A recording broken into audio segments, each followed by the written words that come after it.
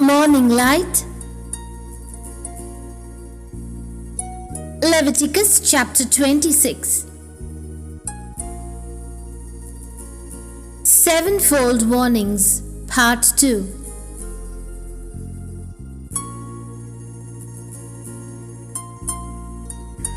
We have now crossed the bridge from the blessings of Leviticus 26 to the warnings. It is important to remember how Yahweh speaks in this chapter. He does not jump to the final judgment in one sentence. He warns. Then he adds stages. Then he adds more. And he keeps doing this until the people finally feel what they refuse to hear. The chapter is built like a staircase. First comes the opening trouble. After that, Yahweh says 4 times that he will punish 7 times more if they still will not listen. So we are not reading random disasters. We are reading a planned pattern of discipline, warning, then stronger discipline, then stronger still until the full measure is poured out. When Israel entered Canaan, this pattern did not unfold as one neat straight line with clean dates. Instead, it began early and repeated in cycles. Like waves, the same kinds of troubles kept returning.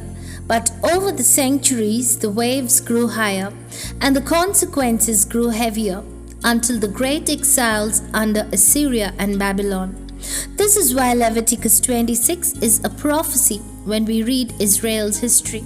The chapter does not only tell Israel what Yahweh can do, it quietly tells what Yahweh will do if covenant breaking becomes a habit.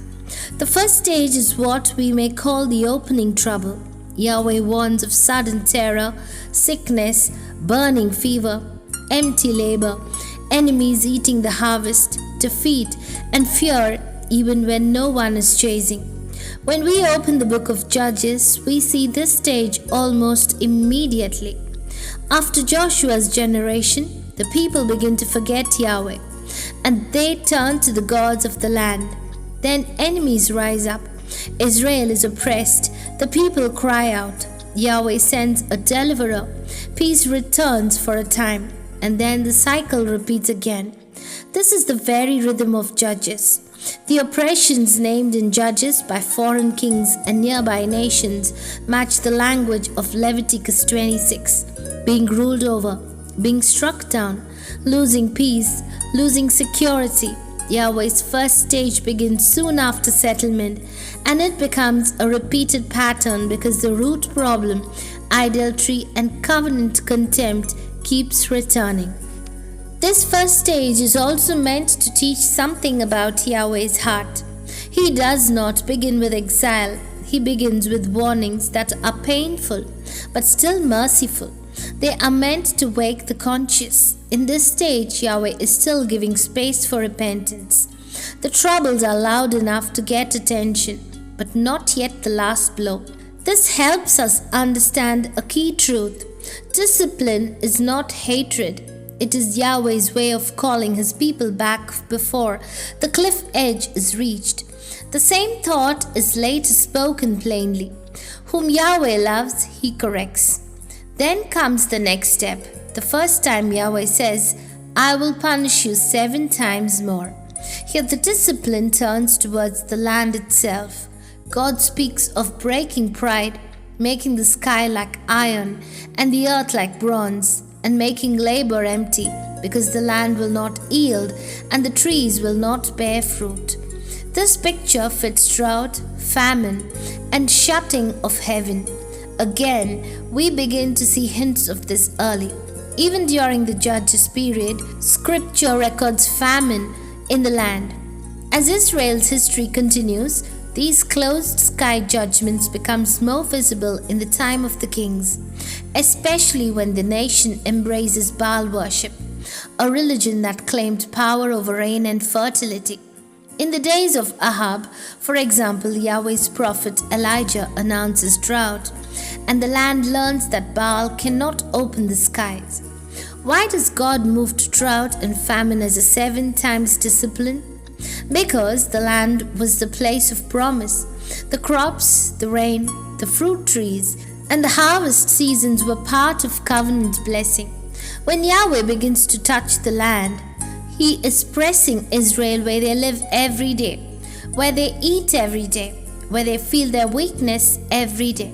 And still, even here, it is mercy. The purpose is not to destroy, it is to humble pride and turn hearts back to God. Leviticus itself shows this. If you will still not listen, then. This shows that if they listen, they can come back. The doors of listening is still open. We can also see how the stages intensify in the kind of fear they produce. In the first stage, Israel runs when no one is chasing. In later stages, that fear becomes deeper and more constant. But even at this point, Yahweh is still speaking like a father who corrects before he cuts off. He warns, he disciplines, and he waits patiently for their hearts to soften. So today's morning light leaves us standing at the beginning of the long story. The first stage appears quickly in Judges, and the first 7 times appears in the form of famine and drought as rebellion hardens. Yet the story does not stop there, because Israel often did not learn the lesson.